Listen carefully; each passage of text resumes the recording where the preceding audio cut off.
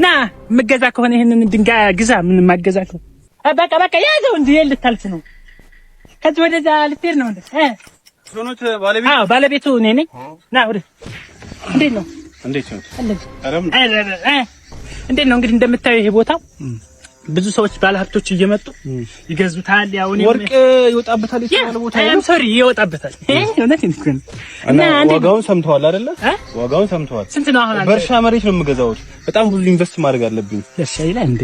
እሺ ስንት ነው የምትገዛው? እሺ ስንት ነው የምትገዛው? 100,000 ብር ነው የምገዛው። ቀሽቀጭ 100,000 አይሆንም። ለወርቅ መሬት 100,000 ብር እንዴት ይችላል? 1 ሚሊዮን ብር ምናምን እኮ ብያልኩ ነው ማለት እኔ አንተ እንደ ጓደኛ እንደ ቤተሰብ ነው። አንደኛ ዝም ብለህ ስታየኝ ድንጋይ መሰልኩ። እንደ ድንጋይ የሚሸጥ ሰው እኮ ድንጋይ አልመስልም። ከሸጥክ መሸጥ እኮ ነው መሳደብ እኮ ነው። ታዲያ የምትገዛ ከሆነ ግዛ፣ ማገዛ ከሆነ ሄድከት አልገዛም። ወግት ረዝም በል ወደዛ ደግሞ ሰማኝ። አይ በቃ አያዋጣኝም ነው ያልኩት።